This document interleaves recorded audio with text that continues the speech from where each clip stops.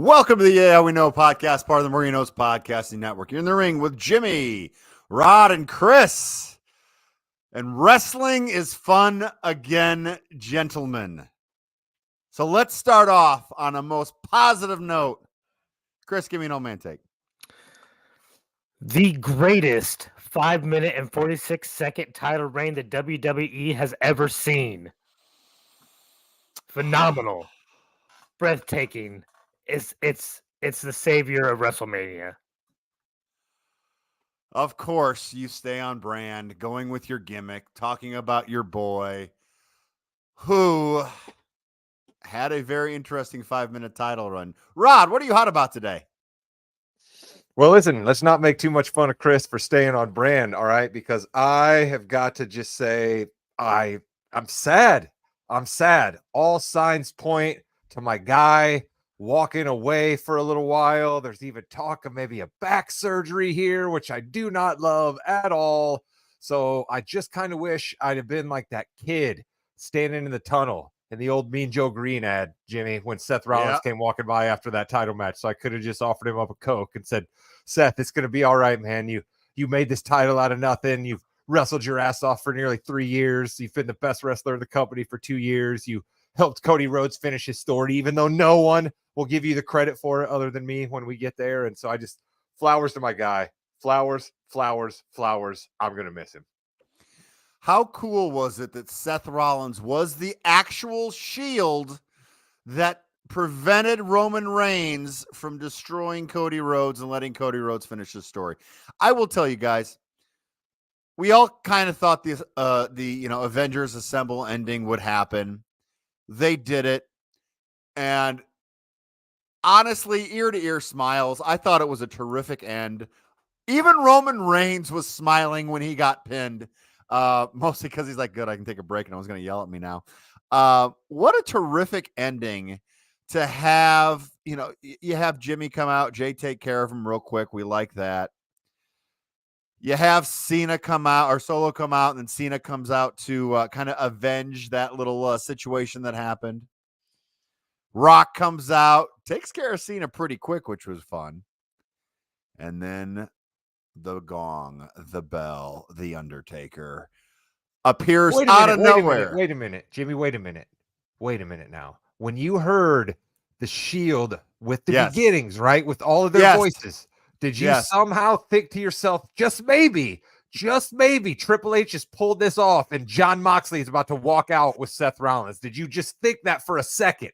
He was literally in Mexico City, I think, at that time. No, I did not. Janitors League the way that you do. So I let myself be there for a second. I was like, you know what? Maybe, right? This is WrestleMania. It's a big deal. Put the blood feud down. They could pay a bunch of money for a one-time appearance. But come on, you've crossed over my guy Seth, who got dispatched of quickly so that then we could, and Jimmy get the end. Yeah. So Roman Reigns takes care of Seth, who probably couldn't really walk very well. Shout out to Seth there. Undertaker comes up behind Rock. Excellent camera work. Very well done. Does not help Cody win, and that was key. No one really helped Cody win there at all. Cody got the win on his own. 1, 2, 3 in the middle of the ring. And then the sheer joy. I mean, it really is interesting. They say wrestling is fake. They say it's scripted. It's a movie. Well, when you're an actor and you do a great job in a movie and you get awarded something, by an academy, if you will, it's a pretty cool moment. And this is kind of a lifelong dream of his. You could see it in his face. Everyone was happy for him. What a terrific moment by all, Chris. Yeah, it's nice. And it's much like taking the bow at the end of the play, essentially. And a lot of the guys up there. And I'm going to give some more flowers to Rod's guy, Seth. All right, I got to get this off my chest. The dude pulled in like a triple shift over the weekend, quadruple shift, if you want to count Friday. So you got to give him all the credit in the world for being able to do what he did while suffering as he was. During the celebration, he was being helped and held up, and you could tell he was in pain even then. But it was a phenomenal ending, and I'm glad it was a clean pin. Throw your comments in the chat. What was your favorite part about WrestleMania, and why was it Drew McIntyre being defeated by Damian Priest in a cash-in, just because of Chris. Throw it in there, and we'll talk about it for sure. You are listening to the Yeah We Know podcast. We are talking WrestleMania right now. What a terrific end. So in the past, we had 2-night WrestleManias for a few Jimmy, years. can I ask a question though about the Avengers ending? Did Sure. we get the Undertaker? Did we get the American Badass, or did we get just Mad Mark Calloway? Which guy actually was in the ring there for the chokeslam? Which one of those characters was it? Because it kind of just looked like Mad Mark Calloway. I think it might have been upset Mark Calloway, perhaps. He was under the ring for a while, I'm assuming. You could even see his arm underneath there, I think, earlier in the match when Cody got the table out and then Roman put it back in. Yeah, that was kind of odd a little bit, but that's fine. It's The Undertaker. I think it was a nice little swerve. Everyone thought it was going to be Austin. Don't you think it was the Taker, though? Because Austin is suffering from still looking good. And the minute we get Austin back in the ring with Rock, who just looked good for 40 minutes the previous night, we're going to want it. And all of us have just kind of accepted that Mark Calloway is over and done and he's retired. But it also is kind of cool because aren't the WWE sort of saying, no, hold on, Rock. The Undertaker's the final boss. Oh, nice. I like that. Well, he did, and he destroyed The Rock, and they both disappeared, and Cody gets the win. I just thought that Which I thought was too much, by the way. You didn't throw to me for that, but I thought it was too much, Jim. It was too much, and here's why. We'll get to Raw, but you don't get to have in the ring what you had in the ring at the end of WrestleMania and then take up the entire first hour of Raw after WrestleMania for the same jibber jabber, but we'll get there. I think the Raw after WrestleMania is, generally speaking, a time for new beginnings. And it's a time where you're not going to see a lot of people wrestle, as we saw, because people are exhausted and then went through everything. But yeah, that was a long first segment there, a 43-minute segment. We'll get to that. We have a lot more to talk about. I'm not trying to hijack it. I want to talk about the pacing of night 2 compared to the pacing of night 1. Night 2's WrestleMania went so fast. Everything was on par. Everything was great. Night 1's WrestleMania was very slow. For some reason, the match, everything that happened was fine. Night 2 just went better. And honestly, it had a lot, I think, to do with the fans. And Triple H said it was right. The fans could feel their feet. And night 2, night 1 was horrible. Nick Khan talked about it on a podcast where he said that they're not going to really go out to the East Coast anymore for WrestleMania outdoors, which makes sense. But unbelievable quick pacing that had on night 2. I really enjoyed that. Let's just dive in. Night 1 WrestleMania. We hear that Becky Lynch had strep throat, 100 and whatever degree fever the entire week leading up to WrestleMania. Rhea, Becky started things off. I think the right person won, Chris. And what did you think about the match as someone who really hasn't seen these two wrestle before? I thought it was a good opener. I thought it was a solid match. And I also agree. I think Rhea needed to win to keep this whole persona of her as being in charge of the women's division. I thought Becky was a perfect match for her, one that we haven't seen in a while. So maybe they keep this feud going. We'll see. Rod, were you a big fan of the live performance of Rhea's band by the Really Scary People? No, I was definitely not a fan of that, but I am a fan of Rhea Ripley. I am a huge fan of Becky Lynch. Chris, I take umbrage with you saying that it was a solid match. I think it actually could be one of the best 3 matches of the 2-day weekend, to be honest with you. We just forget about it because it was the first one in a long sequence of matches. But Jimmy, you're our guy to go to on this.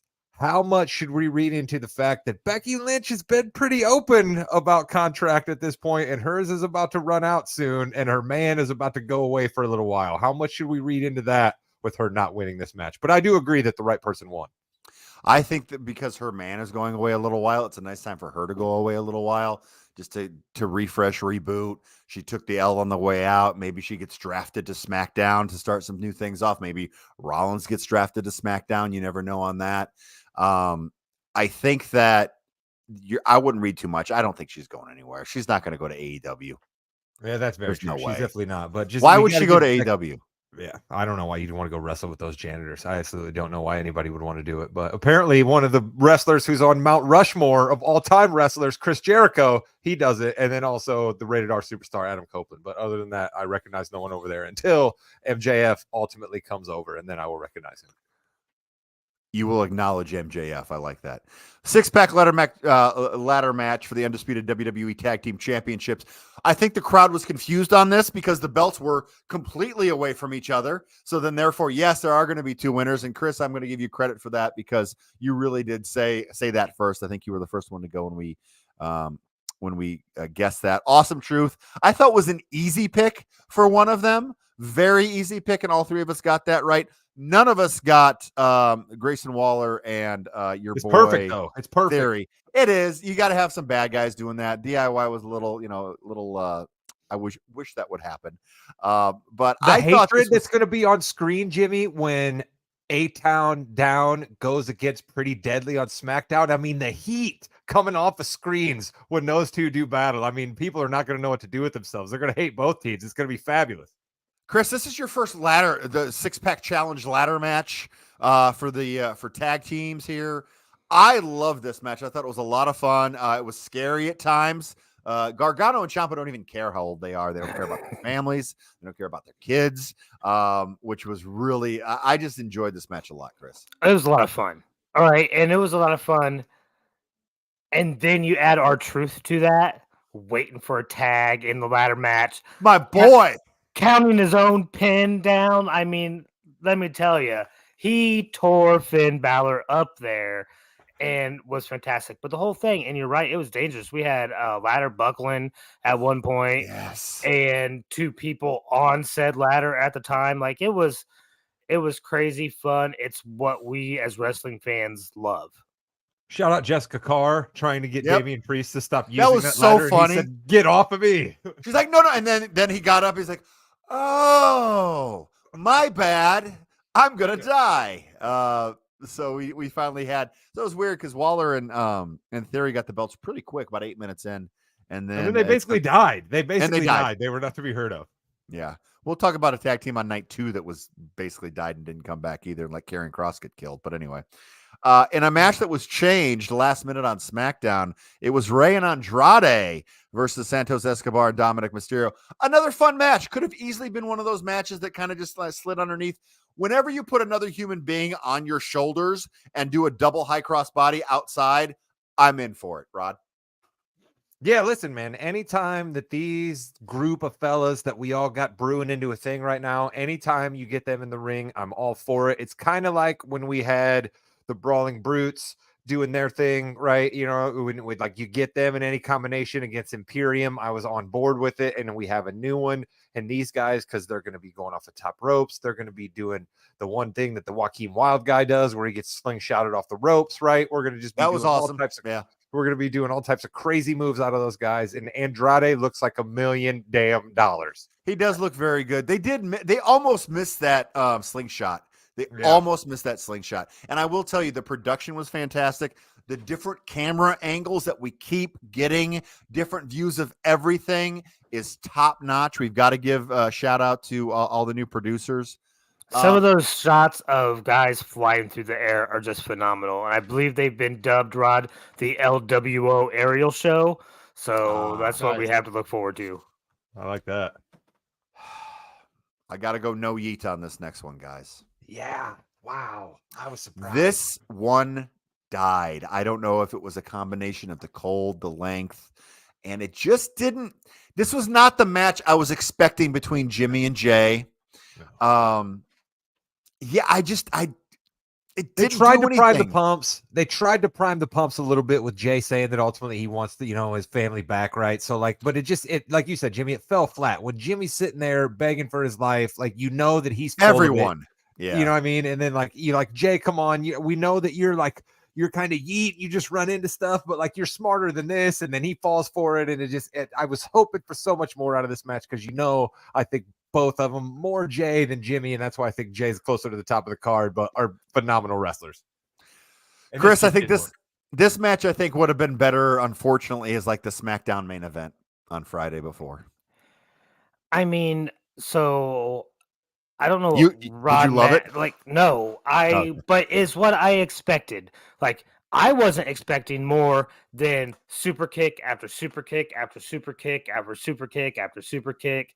And that's essentially what we got with some additional third rope action thrown in. But like, that's basically all I get from the Usos anytime either one of them is out there. And to me, that seems like a one trick pony.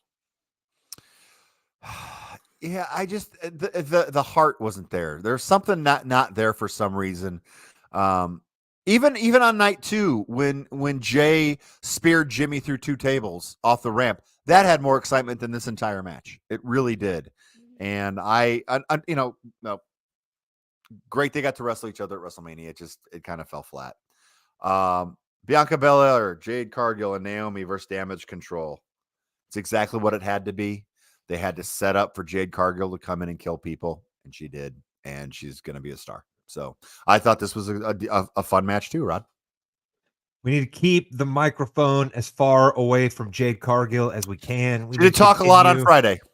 We need to figure out a way to continue to tell stories with her having to not talk, right? If you could just not talk, it would be better. I just think that's where we need to continue to go with her. And apparently, Jimmy, Kairi Sane was disrespecting other wrestlers and acting a fool. I saw Mark Henry was all types of torn up about this one, and I didn't quite understand it. Do you have any light you can shine on this? Well, if you watch it again, Kairi Sane walks out of the ring. It takes her a little longer to get out of the ring than I guess normally it would. And that's extremely disrespectful. And I honestly think she should be fired for it. You're totally joking. I'm joking, Chris. I'm joking. This is it's one of those things that people look at and overanalyze. Like the unwritten rule in baseball, not to flip your bat or something weird like that. Kind of like when you go into the wrestling ring, you wipe your boots off before you go in. Kind of one of those things where get out, give the person their entry and their gimmick and everything. I really wasn't that concerned about it. So we are getting very late into the evening right now, and we have 2 matches left, and we know they're both going to go long. And I think the crowd was very tired. But for Gunther and Sami Zayn, they got up. And Sami Zayn, let's go. Sami Zayn gets a huge win. Everyone loves it. People enjoy wrestling when they see things happen that are cool. This was a very good match. And I loved everything about it. I thought that the story of Sammy walking to the ring beforehand was done perfectly. The only thing I question is why they didn't bring his son out after the match. I was really expecting Kevin Owens to bring him out. Other than that, I think it was perfect, Rod. Yeah, listen, I love Sami Zayn. Incredible 2 straight WrestleMania. Sami Zayn is winning himself a belt, right? I mean, this is a guy who was, Canadian indies that nobody ever thought would be anything. And now look at where he's at the last 2 years. I love KO, chapping him on the chest, all the above. I got to go to what Paul Triple H Levesque, which apparently is what we're going with now. We got to call him Paul Triple H Levesque, said after the match. Those 2 guys draw emotion out of you better than any other wrestlers on the card. And I honestly didn't think of it until he said it. And I'm like, no, he's absolutely right. There's nobody that you buy into them getting beat down in the course of a match better than Sami Zayn, right? Like you're like, oh my God, how can he keep doing it? And then you're so fired up when he does that weird thing on the mat and he gets himself back up, kind of his version of hulking up. Yeah. When he does all that. And then there's nobody better other than possibly Roman Reigns, and that's why he was at the top of the card, but of just sheer dominance, right? Like just a 3-4 minute stretch in a match where you just say to yourself, how in the world has anybody ever beaten this guy? And that's what Gunther does. So he's got Sammy down in the depths, and he comes back. Chef's kiss, man. Love that match. And we said that one was probably going to be a sneaky match of the weekend, and it probably definitely was. If you have any comments, questions, anything like that about WrestleMania, how do you think, what do you think our opinions are? Whatever. Throw them in the chat. If you're on Twitter, throw them, reply to the tweet that you are watching right now and Facebook. Please throw a comment in. We will definitely talk about it. Chris, did you like the story here? Because I know you're a big story guy. I know you wanted Gunther to continue to win. I'm glad you did because I picked Zayn and you picked Gunther, and I think that actually got me the win. But I was happy. Listen, I was thrown for a loop. I thought they were going to have Gunther win. I didn't think they were going to give Sammy the title. I do like a story that they're working up with him and Rod's boy, Chad Gable. I wish they had maybe worked on that for a little bit longer instead of like a few nights before WrestleMania to give that a little bit more. But in the long run, I think it was great. I think this gives Gunther an opportunity to work towards a more top tier belt. So this was a very smart crowd as well, because when Sami Zayn was on the top rope and he put Gunther's arm over his shoulder, they knew he was going to go old school and he was going to do that top rope brainbuster, the El Generico. And that is such a cool spot, such a dangerous spot, but a very cool spot. And you knew then it was over. And what a great win. What a great celebration for Sammy. Really leaving the fans happy on that one. So I think that was pretty cool. And thank goodness for that. Yes, because the next match, The Rock, I don't know if you know this about The Rock, gentlemen. The Rock goes long on everything that he does, and Rod is changing his pants right now, so that's fine. Okay, we just got to take that up. We're just going to pull that up right there, and we have Greatness Awaits. So Rod is doing, for those of you listening right now, Rod did have a Seth Rollins shirt on. He is changing to his Paul Heyman Roman Reigns shirt, the head of the table, obviously. Acknowledge greatness, Jimmy. This was a very long match. Very long match. They did a lot of smoke and mirrors, went in the crowd for a very long time and didn't do too much. Rock pins Cody, though. Who would have thought? I did. We have the next 2 WrestleMania main events done, by the way, guys. We have Rock and Cody, and then we have Roman and Rock over the next couple of years. Just think about that for a sec. That's pretty cool. I thought this was fine. I thought Rock looked good. You could tell that it took him a while to get warmed up, because I believe it was almost 40 minutes between the bell of Sami Zayn and the start of this match. That's a long time, and I think that really hurt a lot, Rod. Oh, of course it did. But I mean, we know Roman Reigns for long entrances. And so, of course, The Rock's entrance with the final boss and all of that, you know what I mean? Which was kind of cool. Let's not kid ourselves. That was kind of cool. Oh, it's great. Put a little spin on The Rock like that was great. And listen, let's not sell The Rock short here. He looked friggin' fabulous. All right. Let's not speak about his wrestling ability yet, because as you said, I think it was probably like 40 degrees outside too by the time it got to that late in the night. You know what I mean? And he's wearing just the trunks. I mean, so he's got to be pretty chilly out there, but he looked chiseled as hell. I cannot believe that man is 50 something years old. It's ridiculous. People were worried he was going to go with the pants, but no. Our boy goes with the trunks. Don't think he doesn't there. So, Chris, what'd you think about this overly produced match, I would say? I don't care. Take all my money. I want it all the time. I love you, Chris. That's awesome. Good. It was all nostalgia for me. Listen, when I stopped watching, Rock was big. Now I'm back. Rock came back. I love that shit. I'm sorry. I love that stuff. But it's appropriate though in a Rock segment, right? It's appropriate in a Rock segment because he keeps cursing everywhere. I know he doesn't. He's the final boss, Rod. He doesn't have to answer to anybody. So we are not the final boss, though, Chris. Jimmy's the final boss. We have to answer to him. It was everything I wanted. I didn't care what happened or how long it took or how cold those people were. It was everything I wanted. Give me more. I love what you said, smoke and mirrors, Jim, right? Because I think that's definitely a good way to put it, right? If you tuned into this match, you were like, hey, that's cool. The Rock's wrestling, and these are things that I've seen before. But guys like you and I, we can be like, wait a minute, there's not actually a whole lot going on here. So, you got to protect The Rock a little bit. We knew that going in, since that's why it was going to be a tag match. But to look as good as he looked, I mean, come on. It's fabulous. I'm with Chris. I'm all about it. Give it to me. Roman Reigns. We're going to have time to give Roman Reigns his love when we get to night 2, but come on. So that was night 1 at WrestleMania. A couple other things I wanted to hit on too. It was very cold, as everyone has said. Pat McAfee even said, it is a lot colder than I thought it was going to be out here. Michael Cole kept giving the weather report, and I think they did that just to kind of tell people, hey, that's why people are freezing. They're not really as into it. But again, it was a good night. I thought it was a little slower pace than I would have liked. Probably had one too many matches. I think if you take one match out, it would have been even better. Other than the Rock and the main event going a little long, I thought everything else was pretty much timed okay there. We need to talk about real quick before we get to night two, very quickly. Paul Heyman, his speech for the Hall of Fame was one for the ages. He became ECW Paul Heyman. Stephanie McMahon was wearing her old school ECW Stephanie McMahon hat. We'll talk about her in a second as well.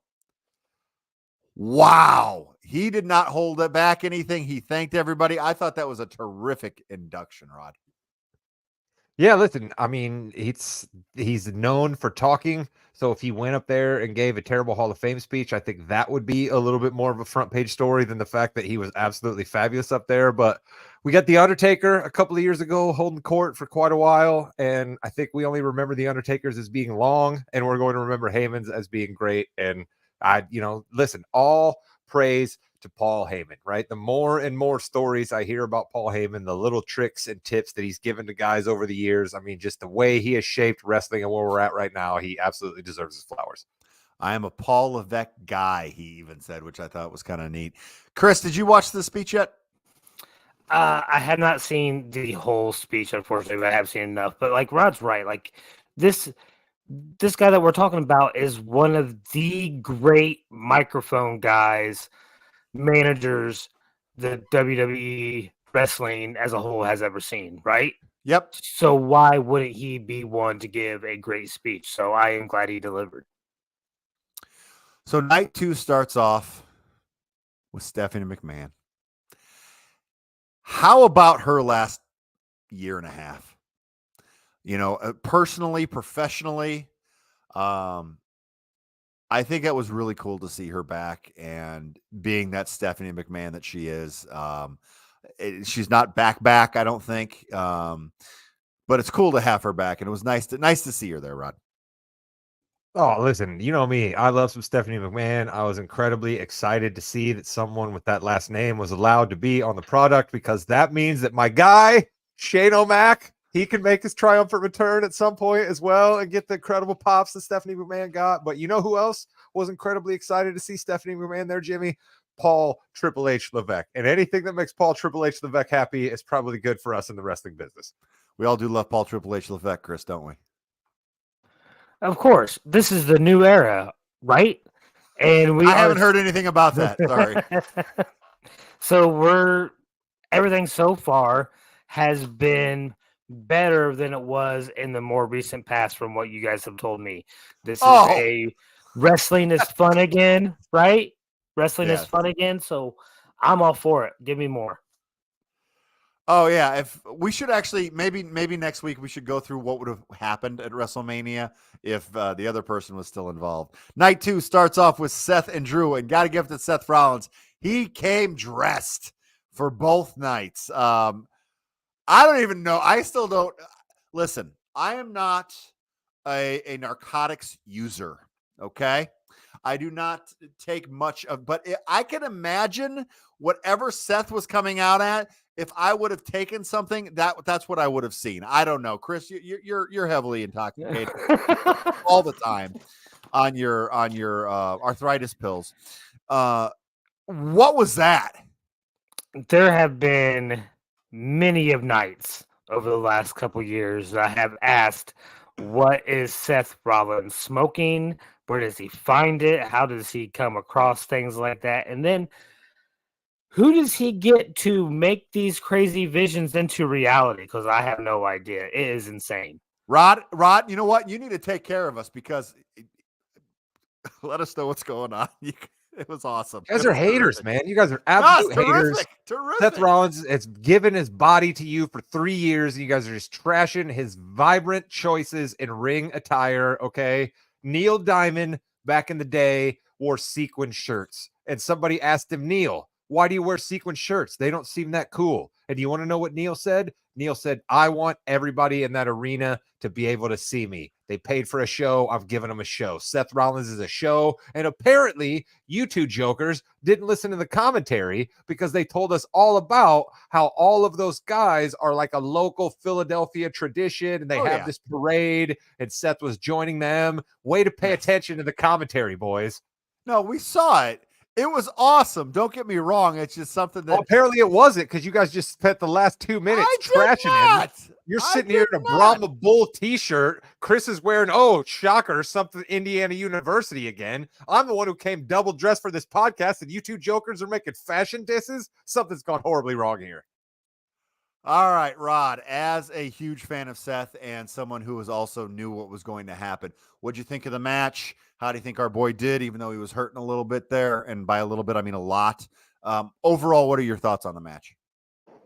I think it was absolutely what it needed to be, right? Drew is a bona fide ass kicker. I mean, he just is. The guy wrestles matches. You know what I mean? The way he hits those claymores is just fabulous. All chef's kisses to Drew McIntyre. And I completely did not even think about the way CM Punk would get involved in that match, right? And I'm mad at myself for not seeing that from a mile off, but we should probably go to Chris at this point. Yep.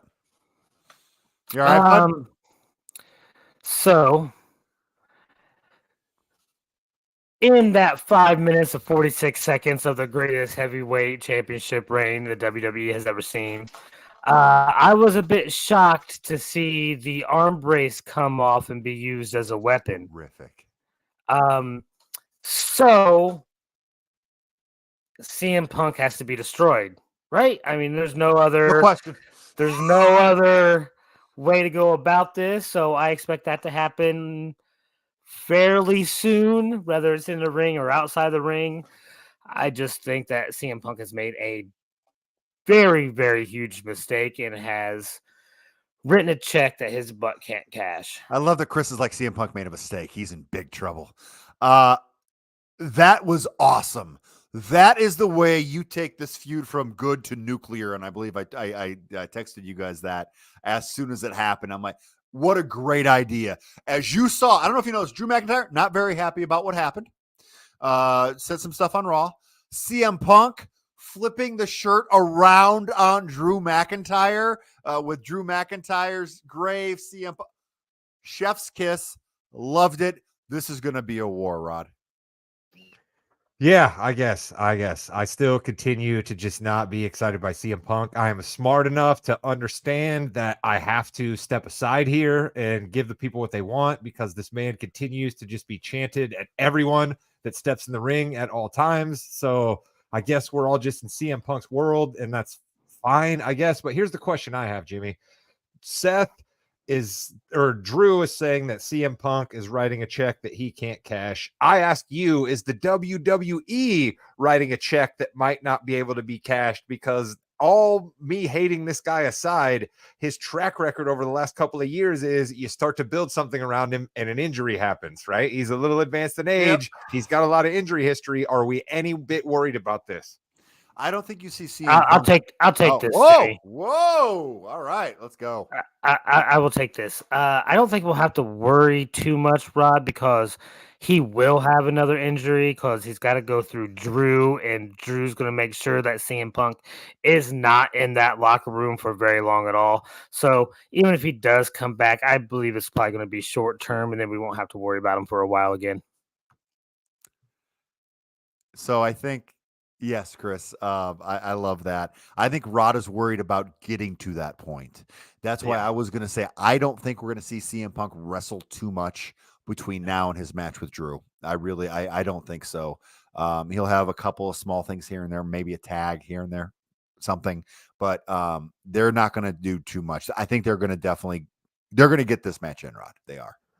Well, speaking of CM Punk, and also I mentioned the Janitors League, otherwise known as AEW earlier, like those dudes are making a huge mistake if they air that backstage footage. All right. As not a fan of CM Punk as I am, they're making a huge mistake if they air that footage because you gain nothing from it. It's maybe a one-time pop, but you have nowhere to go. It makes you look like a clown show organization because that went on underneath your roof. Then it makes you seem like a clown show because you're trying to get pub off of it. I mean, just they should not air that footage, Jimmy. I hope they don't. They're going to. Tony Khan's doubled down on it. And for those of you watching or listening who don't know too much about it, CM Punk and Jack Perry, used to be known as Jungle Boy, had an altercation backstage. And Tony Khan said he feared for his life at one point. This altercation led to CM Punk being fired. Brian Danielson is on a committee that they have, a wrestler and a couple lawyers that reviewed it, a disciplinary committee. And this video got CM Punk fired. It did. So CM Punk then goes on a show, Ariel Helwani last week, saying some stuff that, wasn't that big of a deal and kind of went around it. The folks at AEW think that that's not true. They are going to air the footage. And Rod, you and I don't see eye to eye on a lot of stuff in AEW. I give them a lot more credit than you do. This is the dumbest thing you can possibly do. This is admitting you're a second-rate organization. Do not show it. What is the best thing you can show is CM Punk acting in the alpha role over Jack Perry, one of your youngest stars, and your boss and the owner. That's the best that can come out of this. So why would you you know what? You could maybe even convince me to tweet it out, a portion of it, but you're taking valuable airtime to show this to the world. I don't understand the thought other than ego, other than just being too much. We're just all playing in the dirt, right, Jim? I mean, we're just all playing in the dirt, right? Like, let's just be honest about it here. We're just all playing in the dirt. All news coverage, right? I mean, sports podcasts, we're guilty of it, right? We want to talk about who's being traded and some intrigue here and there, right? Sure. We all want the spice. So AEW's falling into it, but you need to understand when you are making yourself, and I hate this kind of talk, Jim, but you're right, looking like a beta, and that's exactly what AEW is doing here, exactly what they're doing, and you should not be the one programming yourself to look like a beta. That shouldn't be what you're on television to do. This reminds me of when the WWE did the Hulkster and Scream Gene or whatever, where they stupid, just not the Nacho Man. Or when Bischoff rode Diesel out on the motorcycle. Yeah. Or when Bischoff rode out on the motorcycle, that one ended up blowing up in his face pretty good, right? When he came out there just crowing at everybody. Yeah. Not good. Chris, any thoughts on this? Do you know much about this one? This is totally in the woods here. Yeah, don't know much, but I will say this. If they are releasing something that may be inflammatory to somebody who works for another organization, you are doing nothing but then making your fans want to go watch that other organization's product to see how they respond or what they may be up to. In a match? See, I don't know. The one thing I will say about AEW, Jim, while we're on the topic here, is those fans are stone cold loyal, Chris. I mean, those dudes, sure. like, they want to fight, right? Like they know CM Punk's over to WWE, but they believe they are the true wrestling, right? We're keeping the sanctity of wrestling. Basically, Gunther and Imperium's gimmick in WWE is like the ethos and heart of all AEW. Speaking of a trio, if you will, we had Bobby Lashley and the Street Profits against the Final Testament. And let me tell you, I loved it. I thought it was fantastic. I thought it was exactly what it needed to be. A couple quick things. Damn that table. It's not their fault. The table broke. They had to get another one in there to beat Karrion Kross. That's fine. What happened to AOP? They just left apparently and let Karrion Kross get killed. I had a lot of fun with this match, Chris. How about you? Oh yeah, anytime I get to see Montez Ford doing some acrobatic stuff, dang near jumping into the crowd, off the corner. So I'm for it. I'm with you. Those guys must have glass jaws. Scarlett got up and moved quicker after going into a table than what they did. So, I mean, if I was Karrion Kross, I'd get some new acolytes to follow me around. Maybe the acolytes. Huh?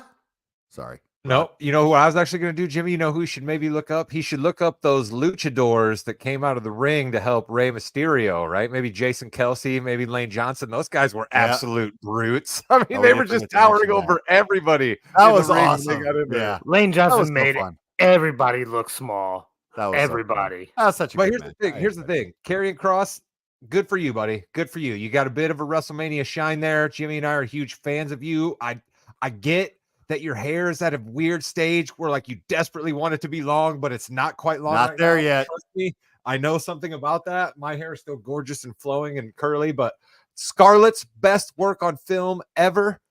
BFAB, I see you. And the only problem I have with the match is Karrion Kross made it a huge point on SmackDown to say, "You see, Bobby, now nobody goes to WrestleMania," and then they were all at WrestleMania. So I don't. I mean, I don't. Yeah, that was I'll kind leave of a aside. weird. That's kind of I'll weird leave what that happened aside. there.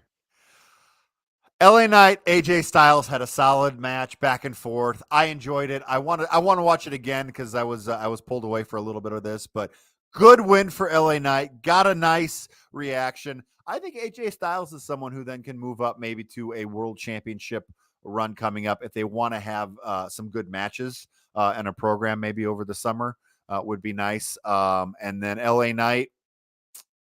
Logan Paul's still there. I think LA Knight, Logan Paul, maybe in Cleveland. I don't know. Something. Rod, are you a little nervous about LA Knight here moving forward? Yes. I believe Chris is going to start feeling towards me and LA Knight the way he feels about me and the Sacramento Kings because LA Knight can't wrestle. LA Knight can't They did a wrestle. good job. Come on. I'm sorry. They AJ were- Styles were wrestled good. circles around him, Jimmy. Of And now I AJ know AJ Styles. Styles is I get it. Okay. But LA Knight can't wrestle. And here's the other problem. He's a little bit too corny. The Rock got away with it, but I'm not so sure LA Knight's going to be able to get away with it. He's a little too corny. He's getting a little too far out over his skis. He's tripping up now almost every time he gets on a microphone where he gets a little too far or fumbles his words. I don't know, man. I don't know where we can go with LA Knight. I'm starting to be nervous. I think I might be off the bus. Chris, get me back on the bus. Come on, buddy. 1-0. The streak has begun. LA Let's Knight go. is undefeated Yes. in WrestleMania Yeah. matches. Yeah. Man, dude, you are just amazing on every level. And this is me talking to you and our 9 viewers right now. Chris King is amazing. I love Chris.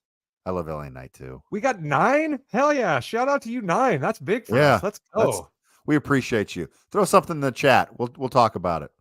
Logan Paul, Randy Orton, Kevin Owens. Oh, first of all, wait a minute. Snoop Dogg. We forgot to talk about Snoop Dogg. Oh, he was fabulous. Let's get Snoop Dogg on commentary. What was that? That was Katie was watching. My wife was watching with us. She's like, "What is he saying?" It was terrific. Oh, Snoop Dogg was so good. If only they did wrestling commentary that way, right? Like Snoop Dogg was basically just reacting only to what he saw, right?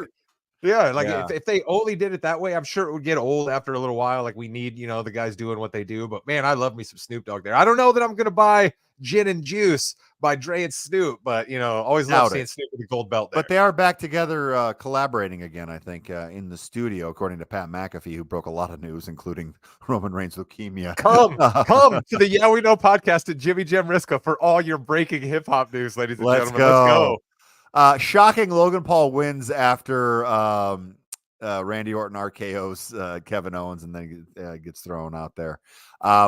Logan Paul is going to be insufferable for the next few months because he beat both Kevin Owens and Randy Orton in the same night. And I'm here for it, Chris. I know you hate Logan Paul. Yeah, I hate him. Great heel. Not even joking around. I love it. Nope. Don't care for him at all. I can't wait for LA Knight to kick his butt and take his title. I hope that's what's on the agenda next for our superhero superstar, Rod. Yeah. No, I thought this was a great match. I like watching. Listen, you guys. I was slow to get on the Kevin Owen train. You guys kept on telling me you got to watch him fight. And that's what I did. It's the same with Orton. The more I see them in the ring, the more I enjoy watching them in the ring. Hopefully, they'll have a feud next. I think that's what's going to happen. Or am I wrong there?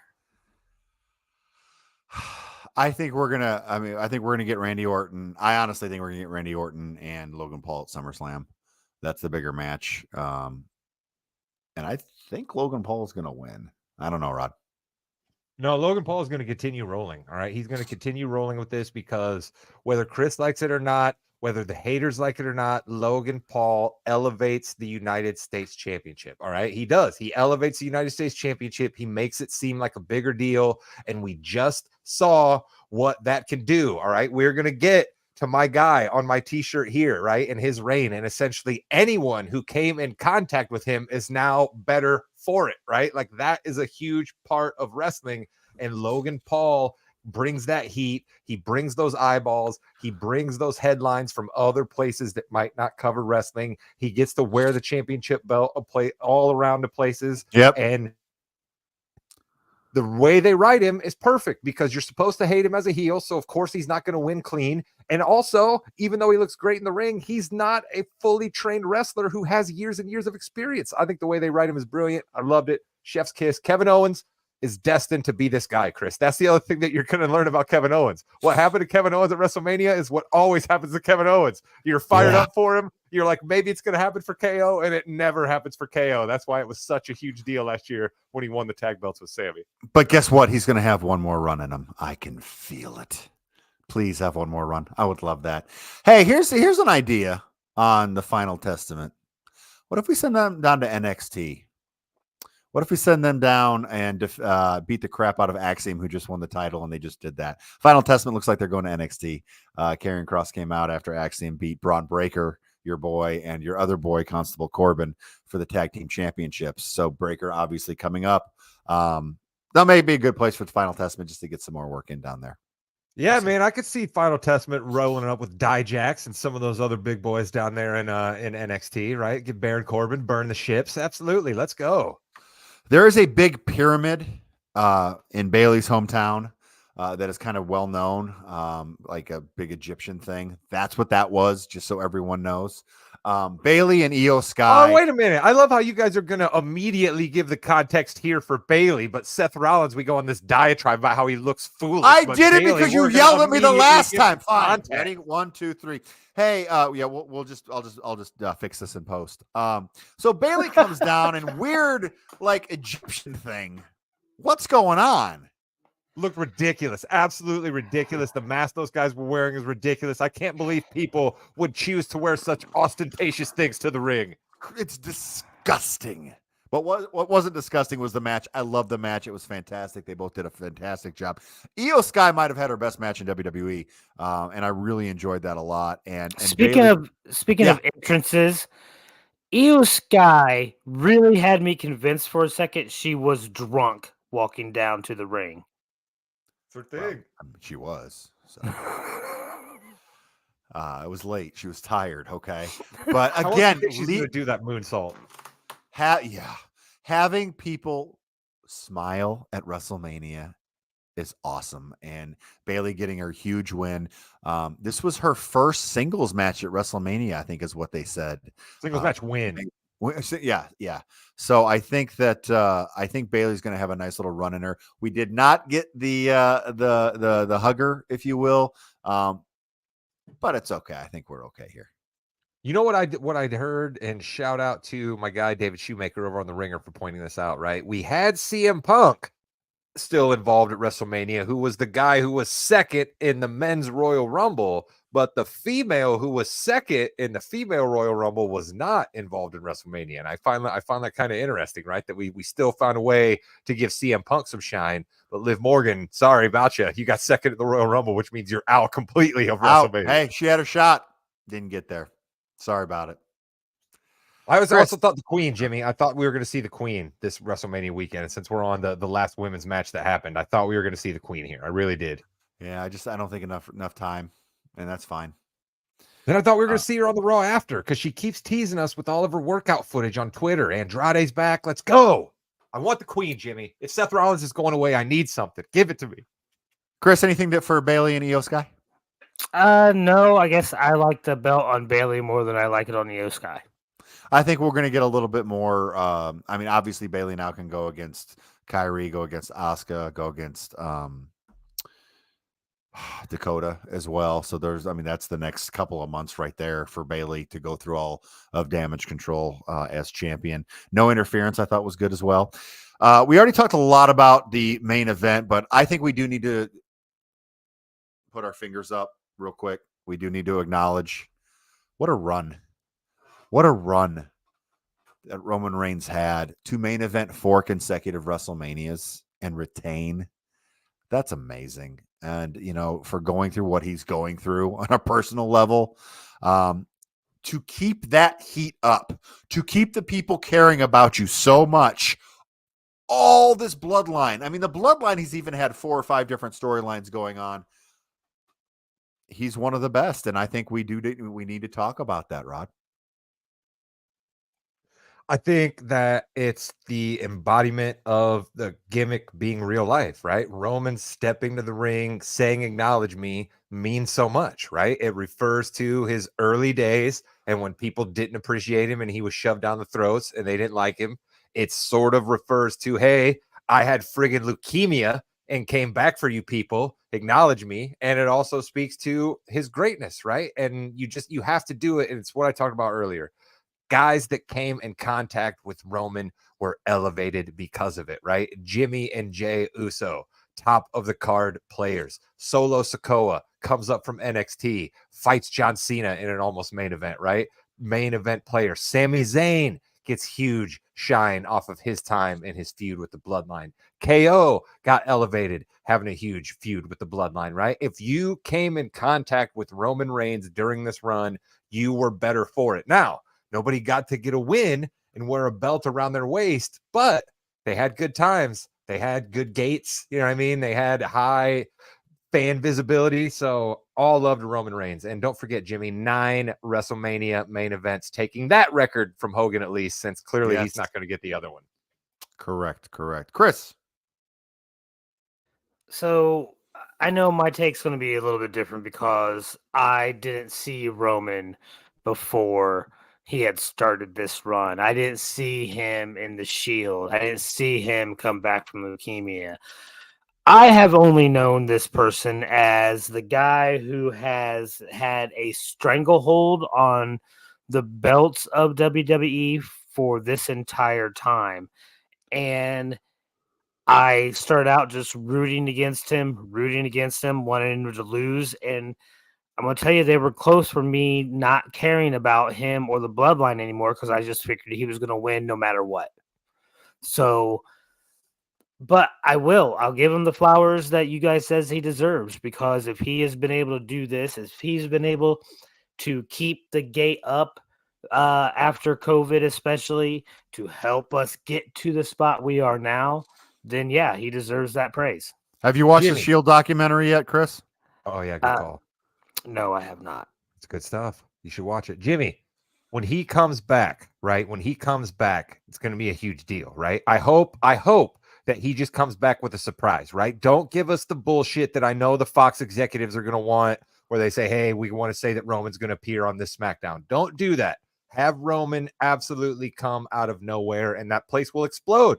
That place will explode. All right. And if you want Roman Reigns to be over as a babyface, let him be gone for a little while, which is ultimately what he wants and what everybody used to hate him for. Right. Absence makes the heart grow fonder. He's not the champ anymore. Have him be gone. When that music hits for the first time in a couple of months in a big spot, place is going to go ballistic. It'll have to be The Rock doing something heinous to someone. Maybe talking down to Solo or something. And then all of a sudden, out of nowhere, that music hits, or maybe even Roman just comes in, no music at all. I think they'll hit the music though. I want to talk briefly about the Raw after WrestleMania. Fail. Well, it's weird. The Raw after WrestleMania the past few years hasn't been good. I thought it'd be different this time around. We did get, like I said, a WrestleMania main event set up for next year, if not before. Great, Jimmy, hold on. Let me cook here. From the beginning. All right. Okay. You've got an hour commercial free. in the Raw after WrestleMania. Jimmy, everything you say is correct. Us wrestling trucists, if that's a word, we know all of this stuff to be, okay? But you and I both know there's a boatload of casuals that tuned in last night because they didn't have Peacock. They couldn't get WrestleMania. Huge rating. Right, I know. But and they saw stuff across social media and they tuned in last night. And for an hour of commercial free, we gave them 3 people talking. Now, I'm smart enough to know that these are 3 huge stars, Triple H, The Rock, and Cody Rhodes. But we gave the casuals who tuned in after WrestleMania 45 minutes of talking. Now, I also will be willing to give that I bet that thing ran 5 to 6 minutes long because the Philly crowd was unhinged. And I'm sure that made things go differently than the WWE thought. And I'll go back to you here. But Jimmy, you cannot give people no wrestling for that long when they're tuning in after WrestleMania. I wonder if they would have started off with Nakamura and Dragunov, because that was a pretty cool match. The crowd would have been even more hot for Dragunov coming in. He's your boy. We know you love some Dragunov and Gunther going against each other. I think if they maybe started off with that, or started off with some kind of a match. I always like starting off a match over in-ring interviews, but I think, Chris, we were going to definitely get Cody talking, right? I think it was a foregone conclusion that we were going to get a segment of Cody, probably The Rock. I didn't know we'd get Triple H too. I'm with you. I always give me some action first to whet my appetite and get me hooked into the show. I'd love to whet your appetite with some action, Chris. Other than that, yeah, nothing major really throughout the show. Cargill had her one. Jimmy, hold on. Come on, hold on. I know we're about to wrap up here, but Jimmy, how much do you think The Rock had to pivot in that ring? Because I think he thought, and the WWE thought, he was going to roll in that ring and everybody was going to kind of give him his flowers because the Cody story ended up the way they wanted it anyway. Cody got his belt. They're still going to realize that The Rock is a huge star. They're going to be sad to see him go. And that is not the way the Philadelphia fans chose to handle it last evening. I think they thought it was going to be like that. I didn't think it was going to be they weren't going to let him talk. You saw it like the first 5 or 6 times it was the case, and then Rock kind of bled it a little longer, to stop talking a few more times. But my question to you guys, real quick, what did Rock give Cody? What did he give Cody? He broke The Rock's heart. What did Rock give Cody? He gave him that little totem thing that Leonardo DiCaprio has at the end of Inception, right? That little thing that like supposedly is the big key to that movie, which I absolutely do not understand. That's what I think he gave him because I don't understand what he's talking about. Okay. Chris? I don't know what he's talking about. Maybe it's that little idol from the Brady Bunch, since we're just naming things from pop culture. Current pop culture as well, so that's good. I wonder if it's some kind of a receipt for something that Cody pawned back in the day or something like, because they talked about the watch a lot. The watch that they gave Cody Rhodes afterwards, his dad's watch, if you will, or a similar one. The watch that his dad supposedly pawned to get Cody acting. So I think it's the same model of watch, but not the watch. We need a little bit more clarification because there's like anything in wrestling lore, right, Jimmy? Like anything in wrestling lore, one person will have one story, another will have another. Clarification on that for sure. So, it was a lot of wrestling. I know it's also the main event got squeezed. Let's just talk about that real quick. No, it did. The main event got squeezed, and that's the only thing I cared about, Jimmy. The only thing I really cared about, because I got to be honest, and we'll get into this more as we go on. I am over Cody Rhodes. I have no need for a white meat baby face whatsoever. So fine, Cody, do your thing. Get out of my way and show me where we're headed in the main event, a 4-way main event that was full of some guys that I'd like to see. Bronson Reed's hot right now. Ricochet's been on a complete streak. You got Drew McIntyre, who maybe he really did want to kill somebody last night. I don't know. And we did not get a chance to take advantage of any of that because the Philadelphia crowd thought they'd be cool and try to shout down The Rock.